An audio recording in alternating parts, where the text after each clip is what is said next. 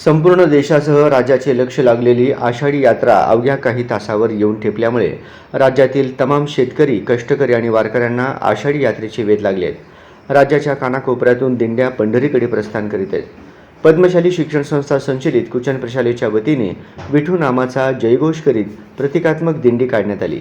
या दिंडीत संत ज्ञानेश्वर, संत तुकाराम महाराज यांच्या जयघोषात टाळ मृदुंग वाजवत वारकरी वेशभूषेतील विद्यार्थ्यांच्या जयघोषाने दिंडीची शोभा वाढविली. पहावा विठ्ठल या अभंगासह रामकृष्ण हरी रूपाचा अभंग, पंचपदी, विठोबा रुक्माईचा नामजप करीत ज्ञानोबा तुकारामाच्या जयघोषात दिंडी निघाली.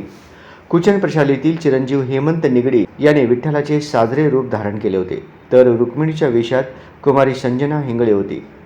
विठ्ठल रुक्मिणीचे पूजन प्राचार्य युवराज मेटे, उपप्राचार्य अनिल निंबाळकर, उपमुख्याध्यापक मधुकर धर्मसाले, पर्यवेक्षक दत्तात्रय मिरगू, प्रणिता सामल, मल्लिकार्जुन जोकारे व सर्व शिक्षकांच्या हस्ते करण्यात आले. विद्यार्थ्यांना संत परंपरा व वारकरी संप्रदायाची ओळख व्हावी या उद्देशाने या उपक्रमाचे आयोजन केल्याचे प्राचार्य युवराज मेटे यांनी यावेळी सांगितले. प्रशालेच्या प्रांगणात गोल रिंगण सोहळ्यात 5वीच्या विद्यार्थ्यांनी टाळ मृदुंग तालावर वारकरी फुगडीचा फेर धरली.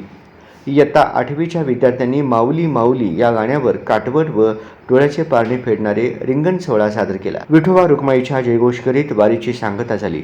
यासाठी प्रशालेच्या सहशिक्षिका अनुप्रिता हजारे यांनी विशेष परिश्रम घेतले. तसेच माधुरी कुलकर्णी, अविनाश जतकर, सागर दुर्गी, रजनी बोलावतीन, पल्लवी ननवरे यांचे सहकार्य लाभले.